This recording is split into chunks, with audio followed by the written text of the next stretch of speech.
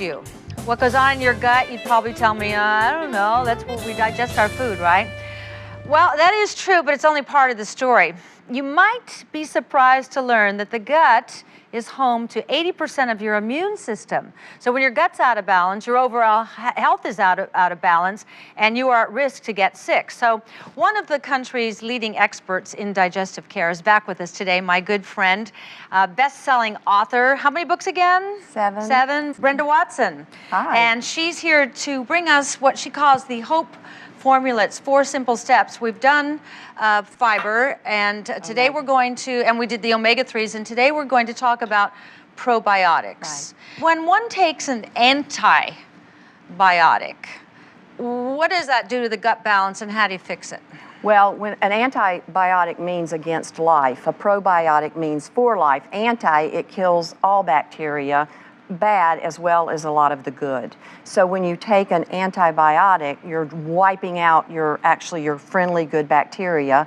But when you take a probiotic, which you should, if you take an antibiotic, you should repopulate the friendly bacteria with a probiotic. Why don't doctors recommend a probiotic when you take an antibiotic? I don't think I've ever had a doctor say to me, now when you take these, make sure that you take a probiotic. I don't think they research enough to know anything about probiotics. It's just now coming on the radar, so to speak, because science in probiotics has evolved so much in the past 5 years, and I think now some are doing it, but we have a long way to go. Well, we have to teach them. I know. I've got, well, this is, we call Fred and Ethel, but she's going to be Ethel today. So when you're talking about the gut, are you just talking about the large and small intestines? I got to take her apart a little bit so we can talk about her. I'm sorry to take your breasts away, Ethel. Take your lungs away. Sorry about that too, Ethel. Let's take your heart out too. All right. Okay. Now, should I take out the liver? Take out the liver. Take out the liver. All right. Here's your stomach. Yes, relatively. Now, we all think our gut is just this little thing here, the stomach. Right. It's but not? It's not. No. It's not. It's the other small intestine, 23 feet in the middle, the little ones. All this. Yep. And then wrapped around that is the large intestine. And then here's the exit. Exit. Exit. Yeah, and it's about 5 feet long in most people. Your daily elimination should be 1.5 feet and like a banana? Yeah. Okay. All right. How do probiotics make the immune system work? Well, probiotics make the immune system work really on 3 levels. So let's think about this. You have all of these, look at them like soldiers. Little soldiers inside of you. They're in there, they're to protect you. They line up on your gut lining. So on level 1, let's say a virus entered your digestive system. Your probiotics, your friendly bacteria, actually talk to each other. So you can see here, they will send out a message for one of them to go up and zap that virus before it has a chance to affect you. Now let's say it doesn't do that. Right. And let's say the virus gets close to that gut lining, and what happens then is they will crowd up along the gut lining and zap that virus because ultimately they don't want it in your bloodstream.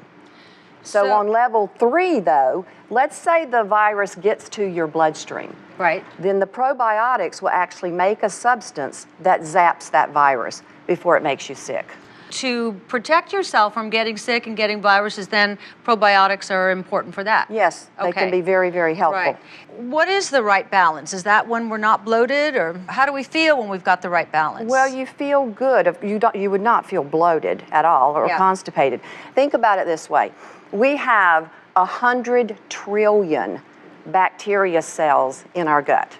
You have enough bacteria in your gut that weighs how much that brick is. I got a brick full of bacteria in my gut? You are. Now, is it all bad, or is some of it good? It's a mixture. It's a mixture. What do we have to do on a daily basis to be able to have the right amount of this brick in our gut?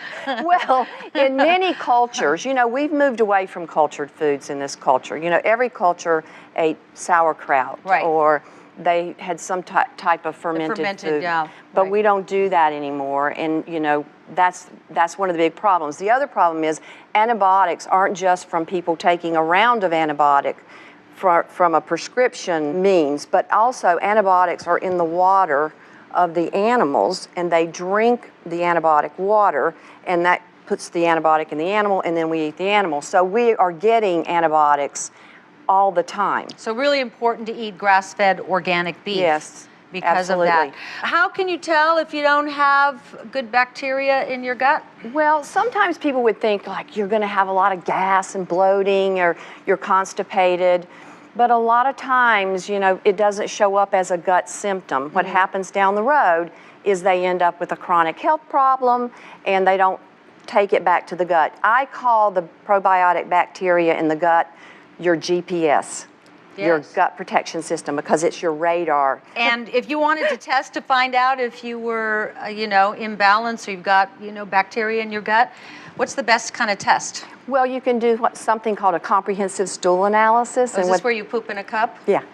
You can pick up things. You can. Like what? You can pick up how well you're digesting proteins, starches, and fats, how well your immune system's doing, if you have inflammation, and how much good friendly bacteria you have, and what bad bacteria you have. The whole new understanding of food allergies and food intolerance is another really important thing to factor in. Yes. And probiotics really help that. They help people with food sensitivities. To bottom line what we've talked about, it is important with probiotics to replenish them every day. We're going to talk about that every day. For life? For life. For life. Because so many things are disrupting it. Like I said, things we don't even know. Okay. So it's important to replenish them every day. And we'll talk a little bit about what kinds. Okay, when we come back, you're going to find out what kinds, you're going to find out how much, and you're going to find out the best kind and all those things that you're sitting there going, well, what? It's going to be here. Stay with me.